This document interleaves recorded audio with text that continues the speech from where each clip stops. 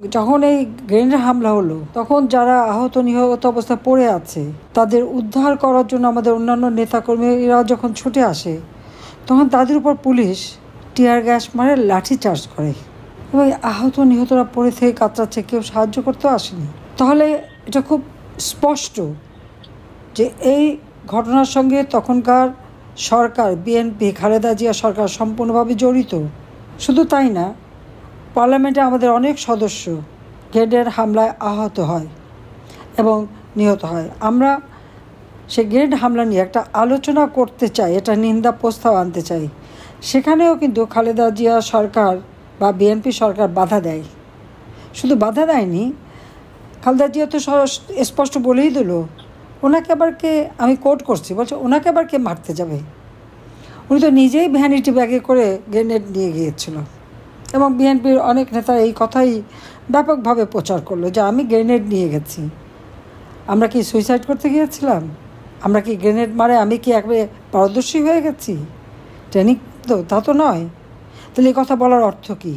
একথাও প্রমাণ করে এর সঙ্গে খালেদা জিয়া, তারেক জিয়া এবং তাদের সরকার যে জড়িত তাতে কোনো সন্দেহ নেই।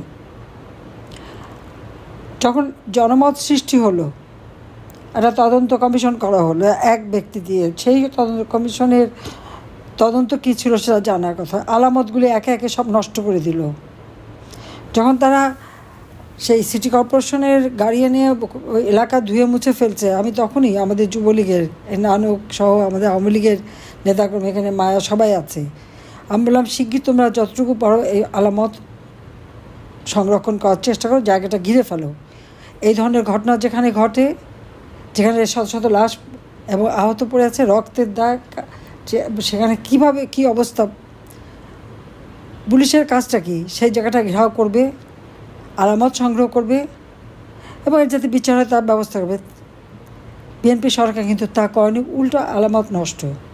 ওখানে একটি গ্রেনেড ফোটেনি, আর একটি গ্রেনেড রমনা ভবনের আর রমনা হোটেলের মাঝামাঝি জায়গায় পাওয়া গেল, আর একটি গ্রেনেড পাওয়া গেল জেলখানার ভিতরে।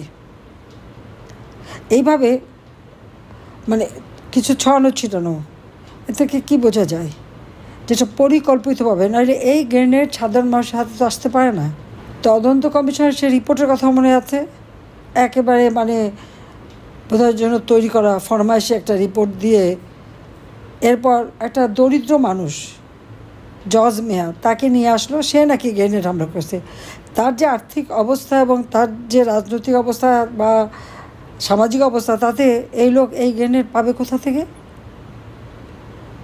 ঠিক তার আগে আপনাদের মনে আছে 10 ট্রাক অস্ত্র চোরা কারবার ধরা পড়ল এবং এর সঙ্গে কারা জড়িত সেটা তো তদন্ত হয়ে বের হয়ে এসছে। যেখানে হাজার হাজার নেতাকর্মী এইভাবে এই অবস্থা, আমরা সারা ঢাকা শহর খুঁজে খুঁজে কে কোথায় আহত অবস্থা পড়ে আছে, হাসপাতালে নিয়ে গেল, সেখানে চিকিৎসা দিল না, কোনো ডাক্তার নেই। বিএনপি মনোভাবের যারা তারা কেউ নেই, এমনকি ওষুধপত্র পর্যন্ত তালা চাবি দেওয়া, চিকিৎসা না হয়। বঙ্গবন্ধু মেডিকেল বিশ্ববিদ্যালয়ে কোনো রোগী গ্রহণ করলো না, ঢাকা মেডিকেল কলেজে চিকিৎসা সীমিত।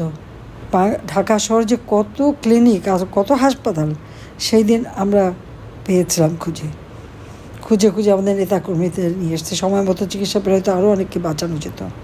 যারা মৃত্যুবরণ করেছিল তাদের লাশটা পর্যন্ত দেবে না, সারা রাত এই লাশ নিয়ে রীতিমতো আমাদের নেতাকর্মী তাদের সাথে যুদ্ধ করতে হয়, দেবেই না।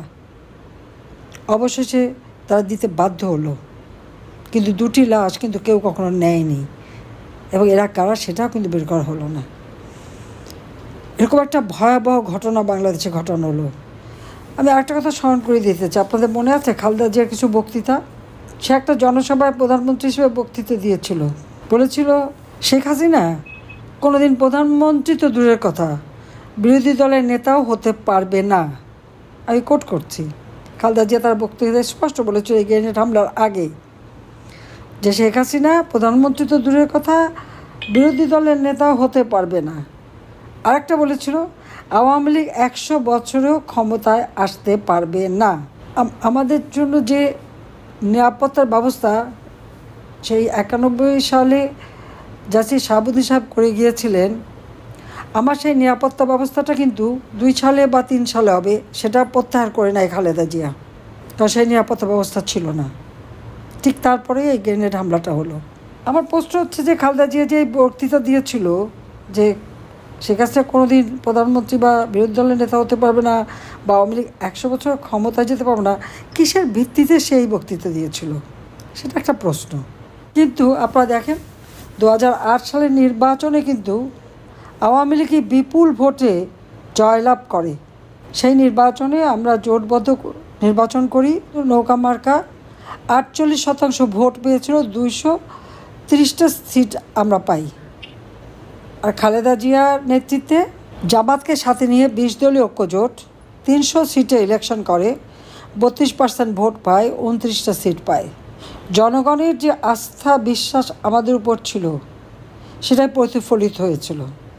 আমরা জনগণকে বিমুখ করিনি, জনগণের আশা আকাঙ্ক্ষা আমরা পূরণ করেছি।